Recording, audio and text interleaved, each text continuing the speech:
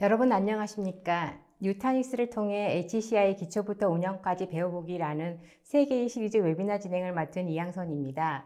전자신문 올쇼TV가 마련한 이번 웨비나 시리즈를 통해 전 세계 15,000여 개 이상의 기업이 현재 사용하고 있고 빠르게 확산되고 있는 HCI가 등장하게 된 배경과 아울러 기업의 IT 인프라 운영을 어떻게 효율화시키는지 그리고 기존의 레거시 아키텍처는 어떻게 다른지 알아보고자 합니다. 지난 첫 번째와 두 번째 시리즈에서는 뉴타닉스가 처음으로 개발한 하이퍼 컨버지드 인프라 개념과 개발의 기술 및 사상적 배경, 그리고 웹브라우저상에서 간편하게 운영할 수 있는 방안에 대해서 살펴보았습니다. 세 번째 시리즈인 오늘 웨비나에서는 기업의 IT 인프라 시스템 운영 시에 재해와 장애가 발생했을 경우에 HCI 솔루션으로 빠르고 안전하면서 비용을 절감하는 재해복구 방안과 업무의 효율을 높이는 자동화 방안에 대해서 알아보겠습니다.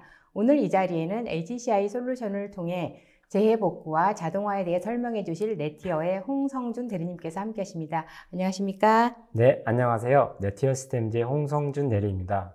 벌써 세 번째 인사드리네요. 국내 주요 엔터프라이즈 기업의 뉴타닉스 설치 및 기술 지원을 담당하고 있고, 뉴타닉스와 관련된 다양한 레퍼런스 경험을 바탕으로 오늘 3편에서도 알찬 내용으로 강의 전달드릴 수 있도록 하겠습니다. 오늘이 벌써 웨비나 101 시리즈 마지막 시간인데요. 마지막 강의도 뉴타닉스를 이해하기 위한 많은 정보를 전달해 드릴 예정이니 마지막 강의까지 시청 부탁드리겠습니다. 네, 감사합니다. 웨비나가 진행되는 동안 시청자 여러분들께서는 궁금한 사항을 채팅창을 통해서 질문해 주시면 됩니다.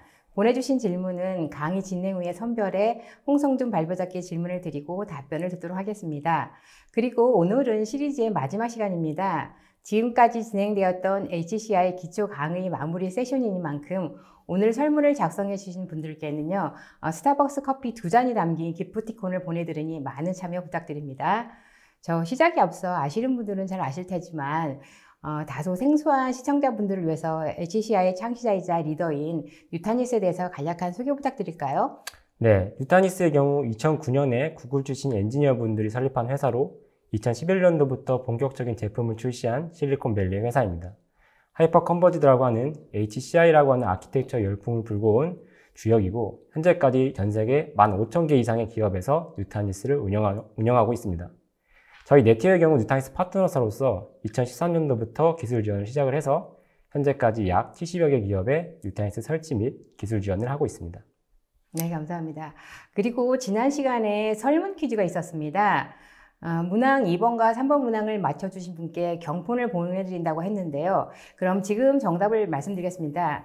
2번 문항은 뉴타닉스가 제공하는 엔터프라이즈 클라우드 플랫폼의 특징이 아닌 것을 고르는 것이었습니다. 항목에는요, 아무런 제한 없이 확장 가능한 인프라, 퍼블릭 클라우드와 같은 민첩성, 편의성 및 사용량에 따른 비용 지불의 경제성, 그리고 프라이빗 인프라와 같은 보안 제어 및 성능 유지, 센 또는 나스 기반 스토리지, 무료 하이퍼바이저, 퍼블릭 및 프라이빗 클라우드 전반의 운영 통합, 값비싼 가상화, 복잡성 및 사일로 중 정답은 센 또는 나스 기반 스토리지와 값비싼 가상화, 복잡성 및 사일로 두 가지입니다. 그리고 3번 문항은 프리즘의 특징이 아닌 것을 고르는 것이었습니다. 인프라 하드웨어 시각화, 데이터베이스 운영 자동화 및 단순화, 원클릭 업그레이드, 다양한 스토리지 공간 전략 기술 제공, VM, 노드, 디스크 등의 인프라 전체의 상태 모니터링 중 정답은 자동화 및 단순화입니다. 두 문제 모두 맞춰주신 분들께 감사드립니다. 자, 그럼 대리님, 오늘 강의는 어떤 내용을 다뤄주실지 간략한 소개 부탁드립니다. 네, 일단은 저희가 HCI 웨비나 101 시리즈를 총 3편으로 나눠서 강의를 전달드렸는데요. 첫 번째 시간인 1편에서는 HCI가 무엇인지, 그리고 왜 등장하게 되었는지, IT 전반적인 시대 흐름과 뉴타닉스의 주요 특장점을 살펴보았습니다. 1편에서는 이론 중심의 내용을 살펴보았다면 2편에서는 좀 더 실무적인 내용으로 관리 인터페이스인 프리즘과 프리즘 센트럴에 대해서 알아보았습니다. 그리고 실제로 프리즘에 접속해서 어떠한 기능들이 있고 어떻게 사용하는지에 대해서 자세히 살펴보았습니다. 오늘 3편에서는 크게 두 가지 주제로 강의를 진행할 예정인데요. 디제스터 리커버리라고 하죠. 그래서 DR과 관련된 기능을 뉴타닉스에서 어떻게 제공하는지 살펴보고, 두 번째로는 프리즘 센트럴에 있는 엑스플레이라는 재밌는 기능으로 특정 트리가 만약 발생을 하게 되면 어떤 작업들을 자동적으로 진행하는 이러한 기능들에 대해서 살펴보도록 하겠습니다. 네, 지난 두 번째 시리즈에서는 웹브라우저상에서 누타닉스 HCI를 통해서 기업이 인프라 시스템을 쉽고 간단하게 운영할 수 있는 방법에 대해서 살펴봤는데요. 오늘은 세션 시작 전에 지난 시간에 참여 못하신 분들에서 그동안에 설명하셨던 부분을 짧게 요약 정리해 주실까요? 네, 그래서 준비를 해봤는데요. 1편에서 다뤘던 내용을 일단 먼저 정리를 해드리면은 예전에 인프라의 경우 네트워크, 컴퓨팅 서버, 센 스위치, 센 스토리지, 하이퍼바이저 등 업무 시스템을 운영하기 위해 여러 가지의 인프라 요소들이 나눠져 있어서 굉장히 복잡한 구조로 이루어져 있었습니다. 또한 이것들을 관리하기 위한 별도의 관리 인터페이스가 각각 따로 존재하였고, 이에 따라 인프라를 관리하는 고객분들 입장에서는 관리 포인트가 늘어나게 되었습니다. 특히나 용량 관리나 장애가 만약에 발생하는 경우에 분리된 관리 인터페이스 때문에 많은 시간을 소요해야만 했습니다. 누타닉스의 경우에는 누타닉스 서버 간의 통신을 하기 위한 상단 네트워크, 그리고 소프트웨어를 기반으로 해서 예전에 그 복잡한 컴퓨팅, 센 스위치, 센 스토리지 구조를 누타닉스라는 하나의 서버로 집약을 시킵니다. 그리고 하이퍼바이저의 경우 EXXI, 하이퍼V, 그리고 누타닉스에서 자체적으로 개발한 무료 하이퍼바이저인 AHV까지 자유롭게 선택이 가능합니다. 뿐만 아니라 인프라를 구성하는 각 하드웨어, 스토리지, 백업, DR, 가상화 같은 여러 관리 요소들을 프리즘이라고 하는 하나의 단일 관리 인터페이스에서 관리가 가능하게 되었습니다. 고객분들 입장에서는 이전의 인프라와 달리 단순화된 구조로 인해서 설치나 유지 보수를 효율적으로 할 수 있게 되었고, 특히나 통합된 단일 관리 인터페이스로 인해서 관리 효율성을 극대화하실 수 있었습니다. 그래서 지난 시간의 내용인 프리즘에 대해서 좀 간략하게 먼저 살펴보면요. 인프라 운영에 필요한 모든 요소를 하나의 관리 인터페이스에 집약시켰다는 것을 알 수 있습니다. 전체적인 클러스터의 관리 및 모니터링부터 시작을 해서 하드웨어, 스토리지, VM 등 각 주요 인프라 요소의 상태 체크 및 제어를 할 수 있습니다. 또한 성능 데이터도 확인할 수 있는데요. 실제로 성능 이슈가 만약에 발생했을 때 물리적인 디스크 I/O 문제인 것인지, 혹은 디스크 I/O를 처리하는 CVM의 문제인 것인지, 서비스 VM의 V디스크 레이턴시가 높은 것인지, 이러한 것들을 각각에 대한 성능 데이터 지표를 하나의 그래프에서 확인할 수 있기 때문에 트러블 슈팅적인 측면에서도 유연하게 접근할 수 있었습니다. 뿐만 아니라 업그레이드나 서버 증설 혹은 제거에 있어서도 프리즘 하나로 모두 컨트롤이 가능했습니다. 그에 따라서 IT 인프라를 관리하는 전체 플로우를 프리즘이라는 하나의 인터페이스에서 제어가 가능하게 되었습니다. 배포부터 시작해서 각 인프라 요소에 대한 관리, 업그레이드나 확장, 축소를 프리즘에서 모두 진행할 수 있게 되었습니다. 특히나 운영 연속성 측면에 있어서 다운타임 없이 업그레이드나 확장, 제거가 가능하다는 점이 가장 큰 메리트로 다가올 것으로 생각됩니다. 네, 지난 시간에 프리즘을 설명하실 때 엘리먼트와 센트럴 그리고 프로라는 버전별 라이선스에 대해서 설명하셨는데요. 각각 차이점에 대해서 좀 정리해 주시고 또 어떤 버전이 베스트셀러인지도 알 수 있을까요? 네, 보통 저희가 프리즘이라고 말하는 것은 프리즘 엘리먼트를 지칭을 하는 것인데요. 하나의 클러스터, 즉 단일 클러스터에 대한 통합관리 인터페이스라고 생각하시면 될 것 같아요. 그래서 프리즘 엘리먼트의 경우 CVM에서 제공되는 서비스이기 때문에 프리즘을 위한 별도의 설치가 따로 필요가 없습니다. 그런데 규모가 만약에 큰 사이트 같은 경우에는 목적에 맞게 클러스터에 나눠서 운영을 하시는 경우가 많습니다. 그래서 이런 경우에는 프리즘 엘리먼트로만 관리하게 되는 경우 각각의 클러스터마다 프리즘 엘리먼트에 접속을 해야 되기 때문에 관리에 다소 어려움을 느끼실 수가 있습니다. 프리즘 센트럴의 경우 여러 개의 클러스터를 관리하기 위한 통합관리 인터페이스로 하나의 화면에서 여러 클러스터의 상태 확인 혹은 모니터링이나 제어 같은 것들이 다 가능합니다.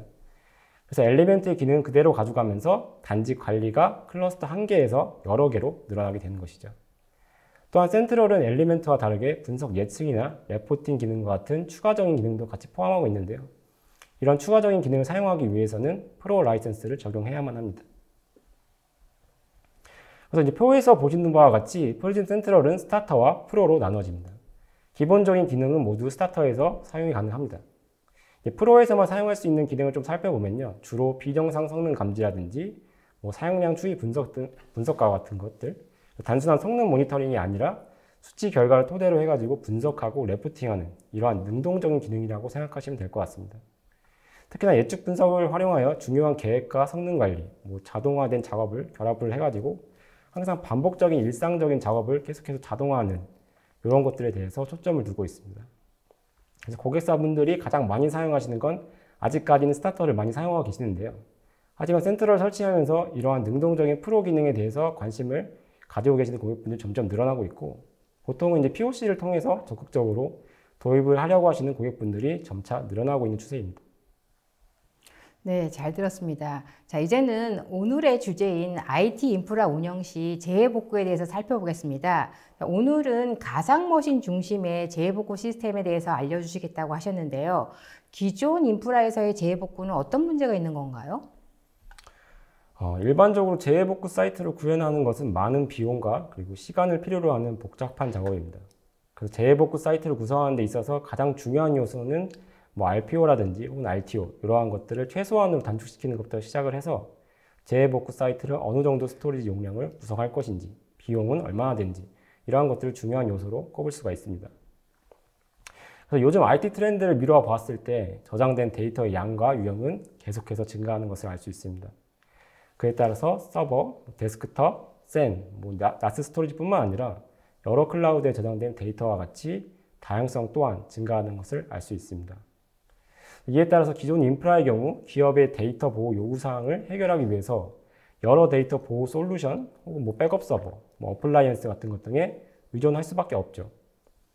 특히 데이터 보호 및 재해복구를 위해 별도의 백업 솔루션이나 서버를 추가로 구매해야 하기 때문에 비용 부담이 점차적으로 늘어날 수밖에 없습니다. 그래서 기존 인프라의 데이터 보호 및 재해복구의 가장 큰 문제점은 가상화에 최적화되어 있지 않다는 점이 가장 큰 문제점입니다. 특히나 국내 다수의 기업이 가상화를 도입하기 시작하면서 데이터 보호가 변화하고 있는 추세입니다. 가상화 환경에서는 VM 중심의 데이터 보호가 이루어져야만 하는데 기존의 통합 백업 솔루션은 가상화 환경의 요구사항을 적절하게 반영하지 못하고 결국엔 통합 백업을 자체를 진행하는 것이 단점입니다. 특히 규모가 큰 기업의 경우 다중 하이퍼바이저 환경에서 운영하는 곳이 많은데 이러한 다중 하이퍼바이저에 대한 데이터 보호나 재해복구에 대한 솔루션이 마땅치 않은 것도 큰 문제점입니다. 또한 백업이나 재해복구 사이트 구성에 있어서 스토리지 용량을 산정하는 것도 중요한 요소 중에 하나입니다. 기존 인프라의 솔루션으로는 용량 예측을 하는 게 어느 정도 한계가 있을 수밖에 없고요. 또 다른 문제점은 업그레이드로 대부분의 전통적인 DR 구성은 하드웨어 기반으로 아키텍처에 의존하고 있기 때문에 시스템을 만약에 업그레이드 한다고 하면은 비용도 많이 들 뿐만 아니라 시스템의 업그레이드로 인한 서비스 다운타임이 불가피한 문제점들이 있습니다. 네, 기존의 인프라 시스템에서 재복구 시에 발생했던 문제점을 가상 머신으로 하면 해결될 수 있다는 말씀이신 것 같은데요. 개선을 위해서 그럼 뉴타닉스는 어디에 중점을 두고 있나요? 네, 뉴타닉스 같은 경우에는 가상 머신 중심의 데이터 보호를 기반으로 다양한 재해복구 기능을 제공합니다. 뉴타닉스의 데이터 보호 및 재해복구 포인트를 크게 4가지로 나누어 보았습니다. 먼저 기존 인프라의 통합 백업과는 달리 가상화 환경에 최적화된 VM 단위의 재해복구가 가능합니다. 두 번째로 다양한 RPO를 충족시키는 정책을 지원하여 보호해야 하는 VM의 중요도에 따라서 동기식, 근동기식, 빈동기식 이런 것들로 차등하여 보호 정책을 설정하실 수가 있습니다. 세 번째로는 데이터를 저장하는 공간을 뉴타닉스가 아닌 외부 장비에 백업을 하고 싶다면 클라우드라든지 혹은 서드파티와 같은 외부로도 백업을 가능할 수 있게 기능을 제공합니다. 마지막으로는 하나의 사이트에서 점점 다양한 하이퍼바이저를 운영하는 사례가 늘어남에 따라서 서로 다른 하이퍼바이저 간의 재복구도 지원하는 기능을 제공하고 있습니다. 그래서 먼저 뉴타닉스는 VM 단위의 데이터 보호 그룹을 생성하실 수가 있습니다. 그래서 해당 데이터 보호 그룹을 프로텍션 도메인이라고 하는데요. 이러한 프로텍션 도메인을 생성하신 다음에 프라이머리 클러스터와 DR 클러스터에 데이터를 복제하실 수가 있습니다. DR 설정에 대한 자세한 방법은 뒤쪽에서 다시 한번 살펴보도록 하겠습니다. 또한 뉴타닉스는 스냅샷 기반의 데이터 복제를 하기 때문에 최초 초기 복제 시에 풀카피를 제외하고는 나머지 복제는 중분 복제 형식으로 데이터가 카피됩니다. 이러한 모든 데이터 복제나 DR 설정은 프리즘을 통해서 가능하기 때문에 재해복구를 위한 별도의 솔루션을 따로 설치하지 않아도 된다는 장점이 있습니다. 재해복구 구성 자체가 VM 중심으로 설정되기 때문에 런 매핑 같은 이런 복잡한 설정 필요 없이 단순히 보호하고자 하는 VM을 추가한 뒤에 스케줄 설정만 지정하면 거의 모든 설정이 완료된다고 생각하셔도 될 것 같아요. 따라서 단순화된 설정을 기반으로 해가지고 DR 관리나 운영하는 데 있어서 부담감을 덜 수 있는 그러한 장점들이 있습니다.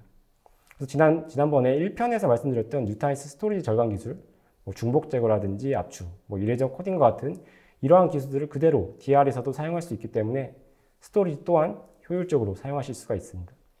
네, 사실 기업에서는 재복구할 때 데이터 복구가 가장 중요할 것 같습니다. 또 그리고 데이터 복구를 위해서는 데이터 복제가 선행이 되어야 될 것 같은데요. 사실 아시는 것처럼 데이터는 매우 다양하고 또 복잡하기도 하고 양도 만만치 않을 것 같은데요. 가상머신에서는 이런 데이터 복제를 할 때 어떻게 해야지 효율적으로 할 수 있을까요? 네, 각 기업의 인프라 환경에 따라서 조금 많이 차이가 날 것 같은데요. 일반적으로는 재복구 사이트, 즉 리모트 사이트를 어떻게 구성할 것인가 이것을 첫 번째로 고려를 하시고요. 두 번째로는 RPO와 관련해서 데이터 복제 대상인 VM을 어떤 정책을 적용할 것인지 고려합니다. 그래서 뉴타니스에서는 재복구 사이트의 경우 1대1 재복구 구성뿐만 아니라 1대 다 아니면 다대1 이러한 재복구 사이트 구성도 가능합니다. 특히나 단방향 재복구 사이트 구성뿐만 아니라 양방향으로도 재복구 사이트 구성이 가능하기 때문에 재복구 사이트 구성에 있어서 제약사항이 없다는 것이 가장 큰 특징입니다. 두 번째로 고려하는 점인 데이터 복제 대상을 얼마나 자주 복제 정책을 적용할 것이냐인데 뉴타니스는 기본적으로 크게 세 가지 정책을 지원합니다. 최소 60분 단위의 비동기식 복제, 어싱크 DR이라고 하죠. 그다음에 최소 1분 단위의 근동기식 복제, 그 다음에 실시간 복제 정책입니다. 운영하는 모든 VM을 동기식 복제를 건다면 가장 안전하게 구성할 수 있겠지만 그만큼 시간이나 비용이 추가적으로 들 수밖에 없는데요. 따라서 운영하는 VM들을 중요도에 따라서 적절하게 나누신 다음에 이건 정말 중요한 데이터라서 중요한 VM이어서 데이터 손실이 일만큼도 있으면 안 돼. 이러한 VM들 같은 경우에는 동기식 복제 정책을 그보다 조금 더 덜 중요한 VM은 근동기식이나 비동기식 복제 정책을 차등적으로 적용하시면 됩니다. 비동기식 복제 같은 경우에는 최소 1시간 단위 복제로 보존 기간이나 다양한 스케줄 정책을 설정하실 수가 있는데요. 또한 상단에 QoS 같은 설정을 해가지고 네트워크 전송량을 제한할 수가 있습니다. 그 다음으로 근동기식 복제 같은 경우에는 최소 1분 간격의 복제 정책을 설정할 수가 있어 RPO 1분 이내 혹은 RTO 5분 이내로 비동기식 복제보다 좀 더 자주 복제 스케줄을 설정하실 수가 있습니다. 복제 간격 시간을 줄일수록 데이터 복제를 하는 네트워크 라인의 레이턴시가 사실 중요하게 되는데 근동기식 복제 같은 경우에는 네트워크 지연 시간이 대략상이 따로 없습니다.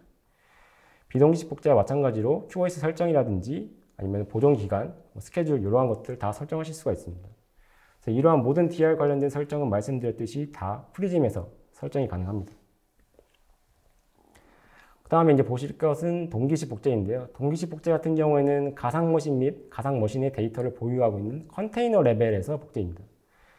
그렇기 때문에 VM이 어떤 데이터를 만약에 라이트를 하실 때 프라이머리 사이트의 데이터를 맨 처음에 라이트를 한 다음에 연이어 해당 데이터를 DR 사이트에도 라이트하는 그러한 절차가 이루어집니다. 그렇기 때문에 상단 네트워크의 레이턴시 제약상이 존재할 수밖에 없고요. 두 개의 데이터 센터 간에 실시간 복제를 지원하기 때문에 만약에 사이트가 장애나는 경우에 데이터 손실 없이 중요도가 높은 VM의 경우 동기식 복제를 사용하실 수가 있습니다. 이처럼 뉴타니스는 다양한 주기 복제 방식을 지원을 하기 때문에 운영하시는 시스템 중요도에 맞게 알맞게 선택을 해가지고 정책을 적용을 하시면 될 것 같습니다. 네, 최근에는 많은 기업들이 IT 인프라를 구성할 때 단일한 인프라로 구성하지 않고 되게 여러 다양한 인프라로 구성하고 있는데요. 그래서 뭐 예를 들면은 뭐 하이브리드 클라우드라든지 멀티 클라우드 그리고 또 백업 스토리조차도 굉장히 다양하게 구성하고 있는데 이럴 경우에는 어떻게 하나요? 네, 그래서 뉴타니스 같은 경우에는 뉴타니스 인프라 간의 백업을 지원할 뿐만 아니라 외부 장비로도 백업을 지원을 합니다. 그래서 크게는 뭐 퍼블릭 클라우드 혹은 뭐 서드 파티로 백업이 가능합니다. 그래서 먼저 퍼블릭 클라우드 같은 경우에는 AWS나 애저로 뉴타니스에서 운영하는 VM의 데이터를 백업하실 수가 있는데요. 역시나 이러한 백업 또한 프리즘에서 설정 및 다 제어가 가능합니다. 퍼블릭 클라우드 백업 같은 경우에는 별도의 백업 인프라를 구축할 필요가 없기 때문에 관리에 대한 부담감도 적어지는 게 바로 큰 장점이죠. 또한 퍼블릭 클라우드에 백업하기 이전에 기본적으로 중복 제거라든지 압축과 같은 뉴타니스의 스토리지 전략 기술을 같이 적용할 수 있기 때문에 스토리지 공간을 절약할 수 있는 장점이 있습니다. 클라우드뿐만 아니라 뉴타니스 VM을 외부 서드파티 장비로 백업하는 솔루션을 제공하기도 하는데요. 대표적으로 컴볼트라든지 베리타스라든지 빔이 있습니다. 그래서 각 백업사의 어플라이언스 장비에서 뉴타인스 클러스터의 VM을 자동적으로 검색을 하고 에이전트 방식 백업뿐만 아니라 에이전트 리스 방식으로도 백업을 지원을 합니다. 네, 기업 중에서는 또 서로 다른 하이퍼바이저를 사용하는 경우도 있을 것 같아요. 근데 이런 경우에는 혹시라도 뭐 시스템 간의 충돌이라든지 아니면 특별하게 또 마이그레이션을 해야 되는 그런 절차가 있는 건가요? 네, 그래서 뉴타니스는 서로 다른 종류의 하이퍼바이저 간의 재복구도 같이 이제 기능을 지원을 합니다. 그래서 좀 더 구체적으로 말씀드리면은 VMware의 EXX 하이퍼바이저와 뉴타니스 자체 개발 하이퍼바이저인 AHB 간의 재복구도 가능합니다. 물론 이 기능을 사용하기 위해서는 각 VM마다 MGT라고 하는 뉴타니스 게스툴이라고 하는 에이전트를 다 설치를 해야만 합니다. 실제로 고객분들께서는 VMware 클러스터와 AHB 클러스터를 각각 운영하고 계신데 별도의 DR 사이트를 만약에 구축하는 비용이 부담스러우신 경우에 VMware 클러스터와 AHB 클러스터 간의 DR 설정을 맺어가지고 데이터를 보호하실 수가 있습니다. 이렇게 하면 실질적으로 이제 비용도 더 절감을 하실 수 있는 거죠. 그래서 이러한 이기종 간 하이퍼바이저 재복구는 DR 기능으로도 많이들 사용하지만 VMware에 있는 시스템을 AHB로 옮기실 때 많이들 사용하십니다. 네, 말씀을 들어보면 굉장히 빠르고 편하다는 생각이 드는데요. 실제로 재복구를 하기 위해서는 아까 말씀하신 것처럼 각 시스템별로 설정을 해 주셔야 된다고 하셨는데 또 그걸 자세히 설명해 주신다고 하셨는데요. 등록 과정에 대해서 좀 단계별로 설명해 주실 수 있으실까요? 네, 그래서 이제 각 설정에 대한 화면을 제가 준비를 했는데요. 맨 처음에 이제 저희가 설정을 해야 될 게 내 데이터, 이 메인 클러스터의 데이터를 어디에 보관할까? 그래서 DR 센터 어디에다 보관할지 이거 설정을 먼저 해주셔야 됩니다. 그래서 보시면은 피지컬 클러스터, 결국엔 뉴타니스 클러스터죠. 뉴타니스 클러스터나 혹은 클라우드, 이 둘 중에 이제 사이트를 먼저 선택을 하시게 되고요. 종류를 선택을 하시게 되면은 지금 예시 같은 경우는 이제 피지컬 클러스터를 선택을 했는데요. 그래서 리모트 사이트에 대한 설정 등을 넣으시면 됩니다. 그래서 리모트 사이트의 이름을 맨 처음에 넣어주시고 그 다음에 이제 백업으로 선택할 것인지 아니면 DR로 선택할 것인지 기능을 먼저 선택하신 다음에 DR 센터, 그 DR 클러스터의 그 버추얼 IP를 입력을 해주시면 됩니다. 그러면 리모트 사이트에 대한 등록이 끝나고요. 그 다음으로 이제 상세한 이제 그 설정들을 더 하셔야 되는데요. 밴드위스 스로슬링이라고 해가지고 상단 네트워크 사용량을 제한할 수 있는 QoS를 설정하실 수가 있어요. 그래서 데이터 복제라는 것이 결국에는 센터 간 네트워크 밴드위스를 차지하는 작업이기 때문에 동일 네트워크 라인을 타는 장비에 영향을 줄 수 있기 때문에 민감한 사이트 같은 경우에는 대부분 QoS를 설정을 해줍니다. 그래서 아래 매핑 정보의 경우 크게 네트워크와 스토리지 매핑으로 나눠져 있는데요.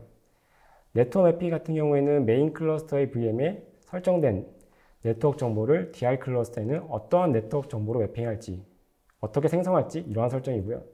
스토리지 매핑 같은 경우에는 VM 데이터가 저장된 컨테이너를 DR 클러스터에서는 어떠한 컨테이너에 저장할 것인지 이러한 설정이라고 생각하시면 될 것 같아요. 그래서 이렇게 설정을 다 하시면은 이제 VM에 대한 등록을 하셔야 되는데요. 어떠한 VM을 보호할 것인지 이런 것들 지정을 해야 됩니다. 그래서 하나의 보호 그룹 안에 여러 개의 VM을 한 번에 선택하실 수가 있어요. 그래서 뉴타니스에서는 이러한 보호 그룹을 아까도 말씀드렸듯이 데이터 프로텍션 도메인이라고 지정을 하는데요. 같은 데이터 프로텍션 도메인에 속하는 VM은 동일한 복제 정책과 스케줄이 지정이 되고요. 특히나 동시점에 데이터 복제가 진행된다는 특징이 있습니다. 그래서 OS 클러스팅이라든지 혹은 오라클 RAC와 같은 연관된 VM들은 반드시 같은 데이터 프로텍션 도메인에 묶어서 진행을 해야만 합니다. 또한 뉴타니스에서는 어플리케이션 컨시스턴시 스냅샷도 같이 지원을 하는데요. 어플리케이션에 대한 데이터 일관성을 보장하는 기능으로 비긴엔드와 같은 별도의 스크립트를 같이 함께 필요로 합니다. 그래서 VM을 다 이제 지정을 하시게 되면요. 그 다음에는 이제 스케줄을 지정하시면 되는데요. 이제 어떠한 주기로 이 데이터 보호를 할 거냐는 이러한 스케줄을 지정하시면 되는데요. 화면을 보시게 되면은 분단이라든지 혹은 시간 단위 아니면 날짜별로 이런 식으로 지정도 다 가능하고요. 아니면은 나는 주말에만 이제 지정을 하겠다 혹은 평일에만 하겠다 이런 식으로 요일별로도 지정이 가능합니다. 좀 더 자세하게는 시작 시간이라든지 끝나는 시간이라든지 이런 상세한 스케줄까지 다 지정이 가능합니다. 그 다음 같은 경우에는 이제 정책 설정인데요. 리텐션 폴리시 같은 경우에는 스냅샷을 몇 개나 보관할 것이냐 이러한 설정이라고 생각하시면 될 것 같아요. 그래서 이제 위에 보시면은 일단 로컬 사이트에는 기본적으로 스냅샷을 생성하게 되고요. 원하는 리모트 사이트를 체크를 하셔가지고 스냅 보관 개수를 설정하실 수가 있습니다. 그래서 만약에 이 스냅샷 개수를 7개로 설정하게 된다면 최대 7개의 스냅샷까지만 보관할 수가 있게 되는 건데요. 만약에 7개의 스냅샷이 다 생성된 다음에 다음 스냅샷이 생성되면은 가장 처음에 생성된 스냅샷이 머지되는 형태로 스냅샷의 개수가 7개로 유지가 됩니다. 네, 잘 들었습니다. 실제 가상 머신에서 하는 재복구에 대한 데모가 준비되신 것으로 알고 있는데요. 화면을 통해 상세히 설명해 주시겠습니까? 네, 그래서 이제 실제로 설정하는 그러한 이제 데모를 준비를 했는데요. 화면을 보시면서 같이 말씀을 하시죠. 그래서 1번 클러스터와 2번 클러스터, 데이터 센터 1번과 2번 두 개의 클러스터를 저희가 준비를 했습니다. 그래서 1번 클러스터 같은 경우에는 4개의 호스트가 지금 준비되어 있고요. 3060 G6로 이루어진 이게 바로 이제 소스 클러스터가 되겠죠. 그래서 출발지 클러스터를 구성을 했고 두 번째 클러스터는 3개의 호스트로 이루어진 1069 G5로 되어 있는 두 번째 클러스터가 이제 데스티네이션 클러스터라고 생각하시면 될 것 같습니다. 그래서 이제 두 개의 클러스터를 이제 설정을 보신 다음에 이제 1번 클러스터에서 이제 목적지 클러스터에 대한 설정을 하기 위해서 데이터 프로텍션 도메인을 들어가시게 되고요. 여기서 이제 피지컬 클러스터를 설정을 하시게 되면은 맨 처음에 이제 리모트 사이트에 대한 네임을 먼저 지정을 하시고요. 잠시만요. 죄송합니다. 그래서 이름을 지정을 하시게 되고요. 그 다음에 리모트 사이트를 이제 2번으로 하겠죠. 당연히 데스티네이션이니까. 그 DR로 설정을 하시고 그거에 대한 버추얼 IP, 이 2번 클러스터에 대한 버추얼 IP를 넣으십니다. 그래서 애드 사이트를 하시게 되면은 그 다음에 QoS라든지 이런 것들을 설정하실 수가 있는데 QoS는 여기서 따로 설정을 하지 않았고요. 그 다음에 아래 매핑에서 이제 네트워크 매핑이랑 스토리지 매핑을 진행을 하게 됩니다. 그래서 보시는 게 바로 소스 클러스터의 네트워크 매핑을 보면 되겠고 데스티네이션의 네트워크 매핑을 보시면 되겠습니다. 그래서 VLAN0를 데스티네이션 클러스터에 VLAN0로 매핑시키겠다. 이렇게 보시면 되고 컨테이너도 마찬가지로 둘 다 이름이 지금 똑같지만 어쨌든 간에 그 다른 컨테이너라고 생각하시면 될 것 같아요. 매핑을 다 완료를 하시게 되면은 테이블을 누르신 다음에 리모트 사이트에서 데이터 센터 2번 이게 생성된 것을 보실 수가 있죠. 그래서 2번에 대한 리모트 사이트를 완료를 하시고요. 실제로 이제 데스티네이션 클러스터에서도 마찬가지로 소스에 대한 클러스터를 리모트 사이트를 등록을 해주셔야 돼요.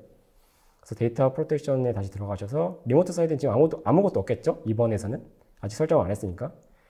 그 다음에 이제 리모트 사이트를 여기서 추가를 하시게 되면은 피지컬 클러스터를 누르신 다음에 이번에는 1번에 대한 데이터 센터 클러스터에 대한 이제 설정을 진행하시면 됩니다. 그래서 이름은 데이터 센터 1로 하시고 그 다음에 IP 어드레스는 1번에 버추얼 IP를 넣으시면 될 것 같아요. 1번 넣으신 다음에 마찬가지로 뭐 QoS 설정을 하진 않지만 네트워크 매핑이라든지 스토리지 매핑은 반드시 해주셔야 됩니다. 그래서 VLAN0 이런 것도 물론 네트워크 매핑은 사실 옵션이에요. 설정을 안 해도 진행은 됩니다. 하지만 이제 컨테이너 같은 경우는 데이터를 복제해야 되기 때문에 반드시 설정을 꼭 해주셔야 됩니다. 그래서 마찬가지로 서비스로 이런 식으로 매핑을 완료하게 되면은 각각의 클러스터에서 리모트 사이트를 이제 지정을 다 하게 되는데요. 그래서 2번 클러스터에도 보이시게 되고 1번 클러스터에서도 리모트 사이트가 각각 보실 수가 있게 됩니다. 실제로 잘 연결이 됐는지는 여기 아래 보시는 테스트 커넥션을 누르시면 되는데요. 아래 보시면은 요 초록 색깔 표시가 나면은 정상적으로 2번과 통신이 된다라고 생각하시면 될 것 같아요. 그래서 테스트 커넥션을 눌러가지고 실제로 설정이 잘 됐는지까지 확인을 하시고 마찬가지로 이제 2번에서도 1번과 지금 잘 DR 설정이 맺어졌는지 확인하시면은 테스트 커넥션 누르시면은 옆에 지금 초록 색깔 조그만한 체크 표시가 나오죠. 이러면 이제 정상적으로 설정이 완료됐다고 생각하시면 될 것 같아요. 그래서 여기까지 이제 리모트 사이트 구성을 각각의 양쪽에서 진행을 하게 되었고요. 이제 그 다음으로는 이제 보호해야 할 VM을 선택을 하신 다음에 데이터 프로텍션 도메인을 생성하는 그러한 이제 데모를 보도록 하겠습니다. 그래서 어싱크 DR이라고 해서 이거 누르신 다음에 데이터 프로텍션 도메인 요 위에 요거를 선택하신 다음에 어싱크 DR을 누르시면은 데이터 프로텍션 도메인의 이름을 맨 처음에 넣으실 수가 있어요. 아이고, 죄송합니다.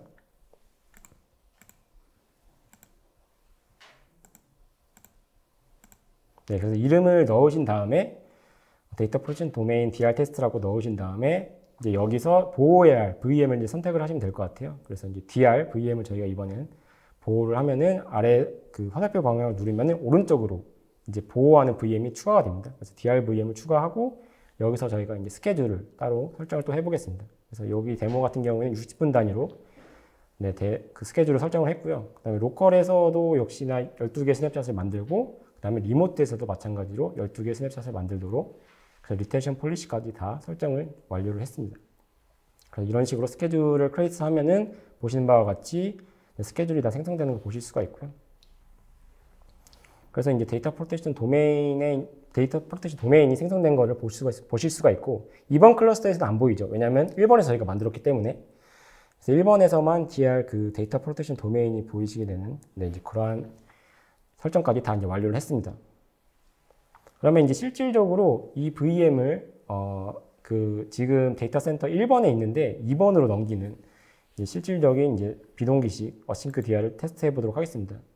그래서 여기 데모에서 같은 경우에는 어쨌든 간에 뭐 마이그레이션을 진행을 했는데요. 그래서 1번에 있는 DR VM을 2번으로 마이그레이션하는 그러한 이제 데모라고 생각하시면 될 것 같아요. 그래서 1번에 지금 DR VM이 동작을 하고 있는데 콘솔 화면을 먼저 보시게 되면은 먼저 일단 IP 세팅이 정확하게 잘 되어 있는지 사전에 점검을 하고요. 그 다음에 이제 핑 테스트를 하게 되면은 실질적으로 네트워크가 잘 나가고 있는 걸 보실 수가 있습니다. 정상적으로 지금 운영되고 있는 상태인데 이 1번 클러스터에 있는 이 DR VM을 이제 2번으로 넘기는 그러한 작업을 진행할 건데, 이번엔 지금 보시면 DR이 없죠? DR VM이 없죠? 그래서 1번 VM에서 데이터 프로텍션에 넣으신 다음에 DR 테스트, 아까 만들었던 데이터 프로텍션 도메인에서 여기서 이제 2번으로 마이그레이트를 누르시면은 실제로 1번 클러스터의 VM 자체가 2번으로 넘어가게 되는 그러한 기능을 보실 수가 있습니다. 그래서 마이그레이트를 누르시면은 데이터 센터 2번 클러스터를 선택을 해주신 다음에, 그 다음에 이제 확실하게 하기 위해서 마이그레이트 이 철자를 써야 됩니다. 쓴 다음에 마이그레이션 누르면은 1번에 있는 DR VM이 디스트로이 되면서 2번으로 넘어가게 되는 겁니다. 그래서 로그 같은 것들을 확인하실 수가 있고요. 아래 보면 스냅샷 같은 것들이 생성이 되죠. 그래서 이제 뭐 태스크 같은 거 보면은 실질적으로 잘 진행된다는 것을 보실 수가 있고, 그래서 VM으로 이제 가보시면은 DR이 이제 없어졌죠. DR이 약간 마이그레이션 했기 때문에 DR VM이 없어지고, 실제로 로그도 이제 잘 애플리케이션 됐다는 것을 확인하실 수가 있죠. 그래서 이제 그 데이터센터 1번에서는 DR이 없고 2번에 보시면 이제 DR VM이 생겼다는 걸 보실 수가 있죠. 그래서 이번에는 지금 전원이 꺼진 상태로 올라오게 되고요. 자동적으로 전원이 켜지지는 않습니다. 왜냐하면 뭐 IP가 뭐 쪼개난다든지 이런 것들이 일어날 수 있기 때문에 파워 온 같은 경우는 수동으로 해주셔야 되고요. 실제로 그 데이터 프로텍션 도메인도 새로 생성된다는 것을 보실 수가 있습니다. 그래서 이제 VM을 이제 상태를 확인하기 위해서 수동으로 이제 파워를 올리시게 되면은 보시는 바와 같이 이제 초록색으로 바뀌시게 되고, 콘솔 화면에 들어가시게 되면은 실제로 이제 OS가 이제 기동되는 것을 보실 수가 있습니다. 그래서 다 OS가 이제 기동이 되면은 이런 식으로 다 접속이 가능하시고요. 실제로 이제 네트워크가 지금 잘 통신이 되는지 올라와서 2번 클러스터에서 잘 통신이 되는지 확인까지 진행을 하시게 되면 IP가 정확하게 보이시고요. 핑 테스트를 할 때도 정상적으로 핑이 잘 동작한다는 것을 보실 수가 있습니다. 그래서 이번 데모 같은 경우에는 1번 클러스터에 있는 VM 자체를 2번으로 아예 옮기는 마이그레이트를 진행을 했었는데요. 마이그레이션 뿐만 아니라 1번에 있는 VM은 그대로 놔두면서 2번에서도 VM을 만든다든지 이러한 기능들도 다 가능합니다. 네, 데모를 통한 상세한 재해복구 방법에 대해서 살펴봤습니다. 굉장히 생각보다 쉽고 편리하게 진행할 수 있었던 것 같습니다. 자, 이번에는 자동화에 대해서 알아볼 텐데요. 최근 업무 자동화는 기업의 효율성을 높인다는 점에서 많은 기업들이 이제 관심을 갖고 있는데요. 뉴타닉스가 말하는 이 자동화는 어떤 점이 다른가요? 네, 뉴타닉스의 프리즘 프로에서 사용할 수 있는 엑스플레이라는 기능으로 자동화 작업을 하실 수가 있는데요. 쉽게 설명을 드리면 갤럭시 폰의 빅스비 루틴 같은 이러한 기능이라고 생각하시면 될 것 같아요. 그래서 엑스플레이는 쉽게 설명을 드리면 특정 트리거가 발생하면 미리 지정한 액션을 자동적으로 수행하는 그러한 기능이라고 생각하시면 될 것 같습니다. 예를 들어서 지난 시간에 프리즘 프로 기능 중에 하나인 VM의 리소스 활용을 적절하게 하지 못한다는 경고 메시지가 많이 발생을 하게 되면 다음과 같은 액션을 취할 수 있도록 설정하실 수가 있습니다. 그래서 먼저 스냅샷을 생성하게 한 다음에 VM 메모리를 하향을 하고 경고 메시지를 해제시킨 다음에 이메일을 전송하는 뭐 일련의 액션을 자동적으로 진행되게 설정하실 수가 있는데요. 그래서 이렇게 반복적인 작업을 자동화시켜가지고 인프라 운영을 효율적으로 사용하실 수가 있습니다. 그래서 뭐 직접적인 그 화면을 먼저 보시면요. 첫 번째로 일단은 사전에 디폴트 값으로 지정된 그런 화면을 보실 수가 있는데요. 사전에 프리즘 센트럴에서 기본적으로 제공하는 플레이북이라고 생각하시면 될 것 같아요. 그래서 뭐 VM의 메모리를 감소시킨다든지 아니면 뭐 CPU라든지 메모리를 뭐 증가시킨다든지 이러한 것도 다 가능하고요. 아니면은 뭐 클러스터에 대한 리소스 이런 레포트를 보내는 이러한 기능들이 사전에 다 디폴트로 정의가 다 되어 있습니다. 아니면은 뭐 커스터마이징을 하고 싶으시다 하면은 실제로 커스터마이징이 가능하신데요. 그래서 보시면은 이런 액션들을 통해서 뭐 VM을 끈다든지 자동을 킨다든지 아니면은 뭐 REST API 콜을 날린다든지 아니면은 뭐 CPU나 메모리 같은 자원을 늘린다든지 이러한 기능 등을 액션 등을 선택을 하시고 순차적으로 순서들도 다 커스터마이징이 가능하십니다. 그래서 이러한 순서들도 상세하게 다 보실 수가 있고요. 실질적으로 이제 엑스플레이북에서 이제 지원하는 항목을 좀 보시게 되면요. 아까 말씀드렸듯이 디폴트 항목, 그래서 뭐 디폴트에서는 뭐 리듀스 메모리라든지 CPU라든지 이런 리소스를 줄일 수도 있고, 아니면 뭐 증가시킬 수도 있고요. 아니면 뭐 레포트 같은 것들을 날릴 수도 있고, 아니면 커스터마이징을 통해 가지고 VM에 대한 CPU를 늘린다든지, VM 관련된 항목들도 꽤 많아요. 그래서 아니면은 VM에 SSH로 접속을 해가지고 명령을 날린다든지, 뭐 아니면은 뭐 이메일이라든지 뭐 파워 온오프 같은 이러한 기능들까지 다 제공을 합니다. 그래서 여기 지금 표시된 이 항목 내에서 저희가 엑스플레이북을 자유롭게 선택을 하실 수가 있습니다.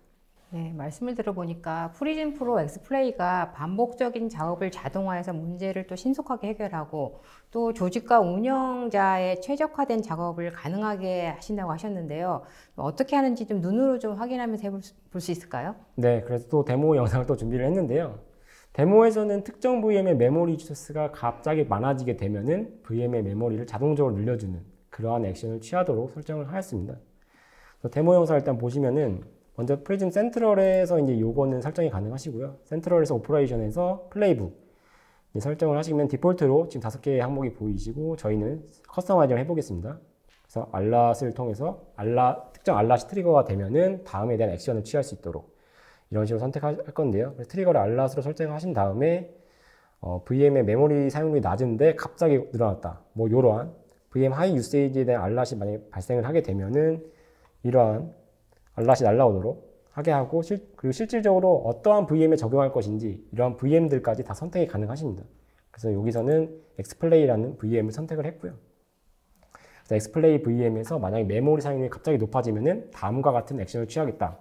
이렇게 선택을 하시게 되는데요. 첫 번째로는 저희는 스냅샷을 찍게 했습니다. 혹시나 만일의 사태에 대비해서 스냅샷을 맨 처음에 생성을 하게 한 다음에 타임 투 라이브는 뭐 1개까지 했고요. 그 다음에 두 번째로 이제 액션은 이제 메모리를 증설을 시키겠다. 그 다음 액션을 취하게 했는데요. 그래서 메모리는 뭐 20 증가를 시키고 최대 16까지 지정을 하겠다. 이런 식으로 최대값도 다 지정이 가능합니다. 메모리 설정을 하신 다음에 그 다음에 이제 이메일이 날라오도록 정상적으로 뭐 됐다. 아니면 메모리 하이 유세이지가 높아져서 메모리를 늘렸다라는 이러한 경고 메시지를 메일로 날아갈 수 있게 이러한 액션도 추가적으로 했습니다. 메일 주소를 입력을 하신 다음에 메일 제목은 뭐 VM 메모리 사용량이 높아졌다. 실질적인 내용 같은 경우에는 VM 메모리 유세이지가 높아져서 메모리를 2기가 늘렸다. 이런 식으로 메일에 다 날아갈 수 있도록 이런 식으로 다 설정을 했습니다. 그래서 액션을 계속해서 컨티뉴로 설정을 한 다음에 이메일이 날아간 다음에 해당 알랏을 자동적으로 acknowledge를 하는 이러한 설정들까지 추가적으로 했고요. 그래서 세이브를 하시면은 VM 메모리 이름을 지정하시고 VM 메모리 유세이지가 높다, 이사이 이런 식으로 해놓고 디스크립션 넣으신 다음에 스테이터스를 이네이블로 하시게 되면은 이 순간부터 그 해당 엑스플레이 VM이 만약에 VM 리소스가 갑자기 높아지게 되면은 자동적으로 메모리가 이제 증가되는 그러한 이제 액션을 취할 수 있게 되는 것이죠. 그 스테이터스 이네이블로 지금 켜져 있고요. 실제로 그 엑스플레이 VM이 어떻게 설정되어 있는지 보시면은 엑스플레이 VM을 일단 눌러보시게 되면은, 네, 지금 메모리, CPU가 2고, 그 다음에 메모리가 4기가로 되어 있죠. 그 다음에 메모리 사용률이 굉장히 일부러 낮게 해놨습니다. 테스트를 위해서. 메모리 사용률을 일부러 낮게 한 다음에 갑작스럽게 메모리 스트레스를 주게 되면은 이러한 알럿이 이제 발생을 하게 되면서 자동적으로 메모리가 늘어나게 되겠죠. 그래서 엑스플레이 VM에서 실제로 이제 메모리 스트레스를 저희가 강제적으로 준 다음에 이러한 기능이 정상적으로 동작되는지 저희가 테스트를 했습니다. 그래서 실제로 이제 지금 정상적으로 메모리가 늘어났는지 확인을 하기 위해서 VM에 들어가시면은 엑스플레이라는 이 VM을 보시면은 갑자기 메모리가 늘어난 거 보실 수가 있죠. 그래서 메모리 사용률이 지금 54%, 아까 5%에서 54%로 늘어난 것을 확인하실 수가 있고요.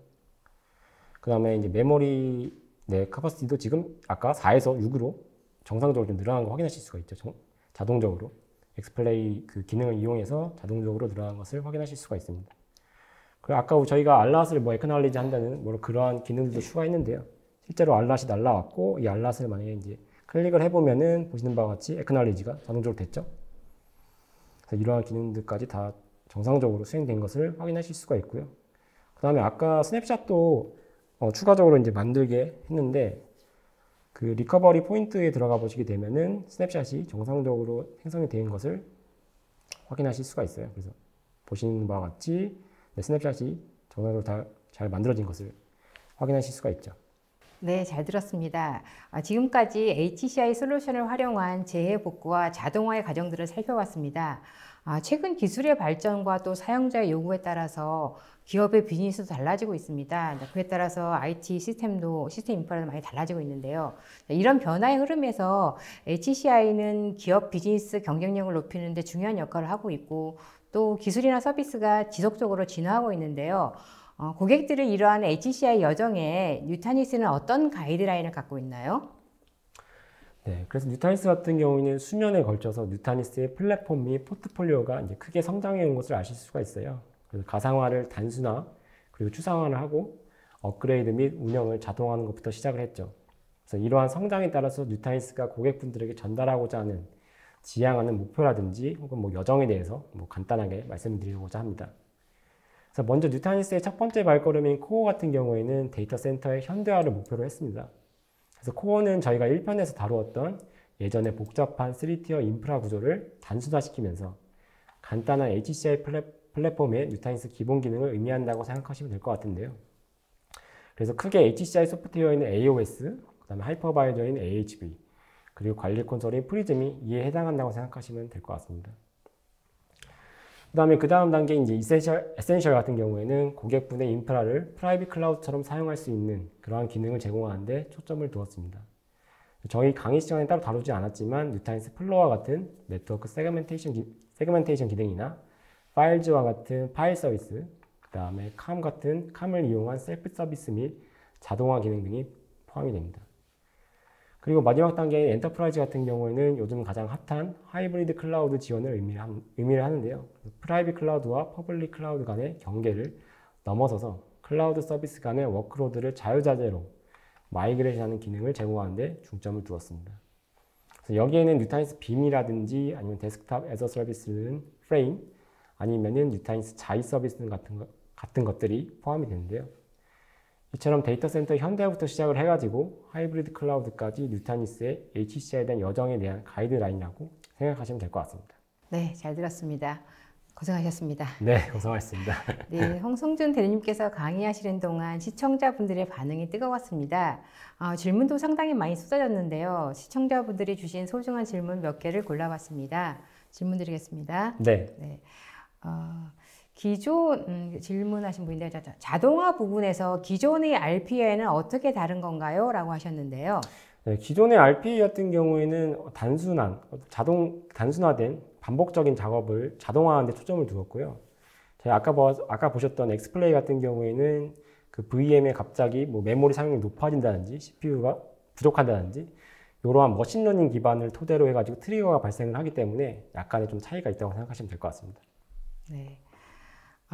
뉴타닉스 DR에서 스케줄을 설정하여 복제를 할 때 실패하는 경우도 종종 있을 것 같은데 복제 실패에 대한 경고 메시지 등을 수신할 수 있나요? 라고 하셨는데요. 네, 일단 기본적으로 만약에 저희가 레플리케이션 복제를 많이 진행을 하게 되면요. 복제가 이제 시작을 할 때 맨 처음에 당연히 인포 메시지가 이제 프리즘에서 확인하실 수가 있고요. 이런 인포 메시지도 물론 뭐 SMTP라든지 SNMP를 설정하시면 다 이메일이라든지 이런 별도의 메시지를 다 수신하실 수가 있고, 실제로 만약에 실패가 발생하는 경우에도 역시나 프리즘에서 경고 메시지가 올라오게 됩니다. 이런 경고 메시지가 올라오게 되면은 뭐 SNMP나 SMTP를 통해서 다 경고 메시지 등을 확인하실 수가 있습니다. 네. 그리고 또 다른 분은 메인 센터와 DR 센터 간의 복제를 할 때 네트워크 밴드위스를 얼마만큼 사용하느냐가 상당히 중요할 것 같은데요. 관련 네트워크 사용량을 모니터링 할 수 있는 방법이 있나요? 라고 하셨는데요.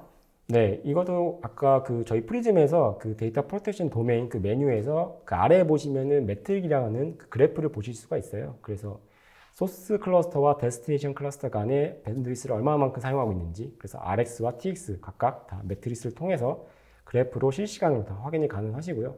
실제로 이제 뭐 아날리스로 들어가시게 되면은 뭐 3개월치의 그래프 용량도 전체적으로 다 확인하실 수가 있습니다. 네. 1대1 DR 구성뿐 아니라 1대4 DR 구성도 가능한지 궁금합니다.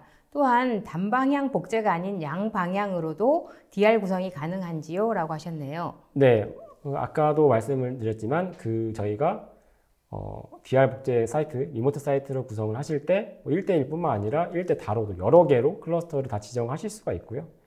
뿐만 아니라 뭐 1대4 아니면 반대로 다대1 이런 식으로 다 구성이 가능합니다. 그 다음에 단방향 복제뿐만 아니라 양방향으로 소스 클러스터가 데스티네이션 클러스터가 될 수 있습니다. 그래서 뭐 리모트 사이트를 구성하시는 데 있어서 뭐 제약사항이라든지 이런 것들은 크게 없을 것 같습니다. 네. 뉴타닉스는 스냅샷을 이용해 재복구를 한다고 하셨는데요.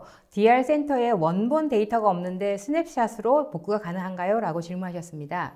네, 일단은 뉴타닉스 같은 경우에는 스냅샷을 만약 DR 쪽으로 복제를 할 때 초기 복제 같은 경우에는 풀카피를 진행을 해요. 그래서 원본의 데이터를 그대로 다 복제를 해가지고 DR 클러스터에 복제를 하기 때문에 초기 복제 같은 경우에는 조금 시간이 조금 걸리는 편이고요. 그 다음 복제부터는 어쨌든 간에 증분 복제를 진행을 하기 때문에 조금 더 또 라이트하게 스냅샷을 진행을 하실 수가 있어요. 그래서 DR의 센터에 원본 데이터가 없다고 생각하시면 안 되고, 실제로 초기 복제 때 다 원본 데이터를 복제한다고 생각하시면 될 것 같습니다.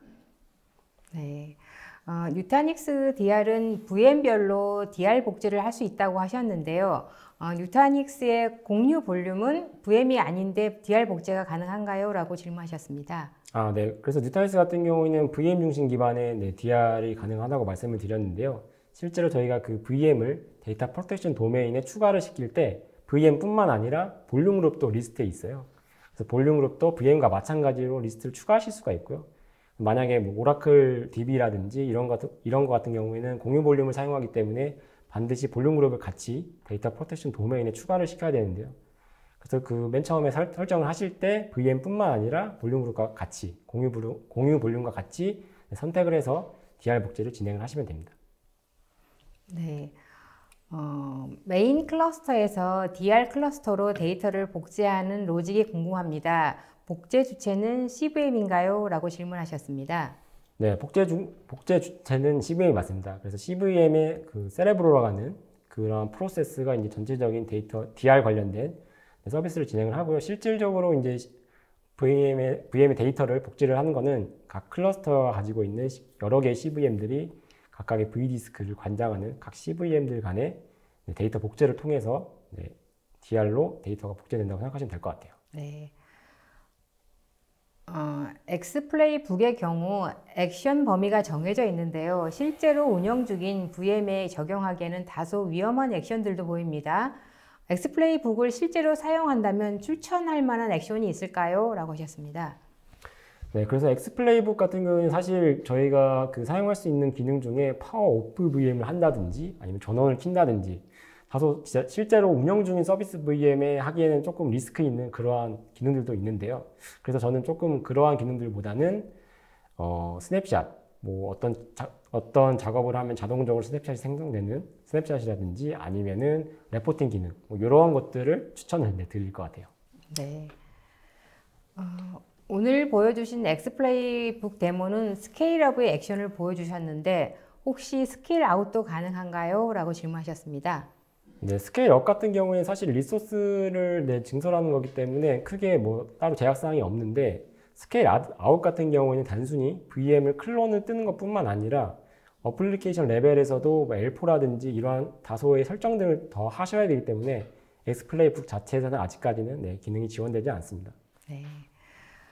오늘 소개해 주신 엑스플레이북을 실제로 사용하는 국내 레퍼런스가 있는지 궁금합니다 라고 하셨는데요. 네, 제가 다니는 국내 레퍼런스 같은 경우에는 실제로 사용하시는 분들도 계시고 아니면은 저희가 프리즘 센트럴을 도입을 하실 때 이러한 기능들이 조금 궁금해 하셔서 시연 테스트를 해줄 수 있냐 이런 식으로 문의도 많이 오시고요. 실질적으로 이제 도입을 하기 위해서 POC라든지 이러한 요청들도 많이 받고 있는 상황입니다.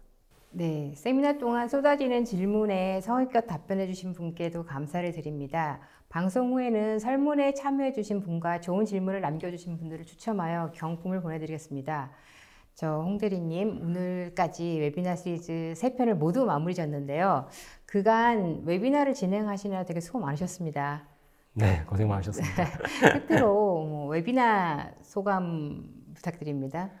네, 1편을 진행한 게 엊그제 같은데 벌써 마지막 시간인데요. 1편의 어떤 이론적인 부분부터 해가지고 3편의 실무적인 내용까지 실제로 이제 뉴타니스를 이제 경험을 많이 못하신 분들 아니면 알고자 하고 싶은 분들에게 많은 도움이 되셨으면 하는 그런 바람입니다. 네, 감사합니다. 네, 이상으로 전자신문 올쇼티가 마련한 뉴타닉스를 통해 HCI 기초부터 운영까지 배워보기 웨비나 시리즈 3탄을 마치겠습니다. 올쇼TV는 또 다른 웨비나 방송으로 시청자 여러분을 찾아뵙겠습니다. 오늘 웨비나 방송의 영상과 발표 자료는 일주일 내에 올쇼TV를 통해 제공해 드립니다. 시청해 주신 여러분 고맙습니다. 감사합니다.